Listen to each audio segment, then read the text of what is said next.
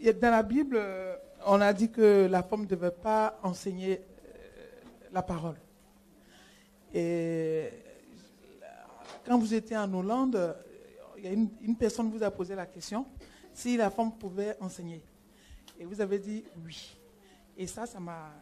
troublé. Voilà, ça m'a troublé. Et je voulais poser la question aujourd'hui. Ok. Qu'est-ce qu'un enseignement? C'est-à-dire prêcher la parole, surtout. Prêcher. D'accord. Voilà, c'est ça.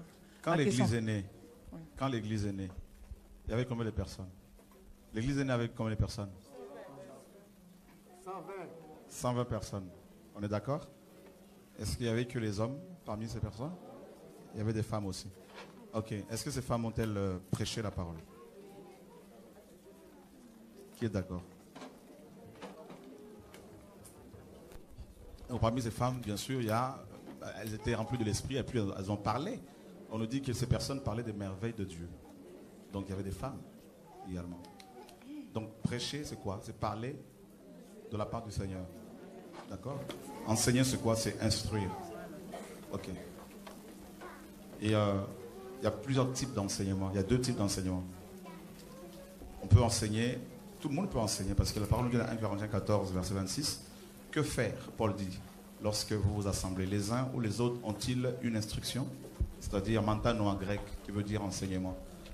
Dans les uns et les autres, y a-t-il des femmes ou pas? Ok. Donc, le premier type d'enseignement, c'est l'enseignement que tout le monde peut prodiguer. Et tu peux prendre un verset, par exemple, le lire dans l'Assemblée des Saints, parce que ce verset, en le lisant chez toi, ça t'a touché. Tu peux le partager même en 3 secondes avec les frères et sœurs et être aussi... être enseigné par cela. Je peux dire, le passage que tu as donné, ma soeur, la manière dont tu l'as compris, ça m'a vraiment enseigné. D'accord? Donc cet enseignement-là concerne tous les chrétiens. Nous sommes tous appelés à nous enseigner les uns les autres. Voilà pourquoi la communion fraternelle implique plusieurs personnes. Donc il y a comment dire, un partage. D'accord? Donc la relation, elle est bilatérale. Je te donne, tu me donnes. Voilà, c'est ça la communion fraternelle.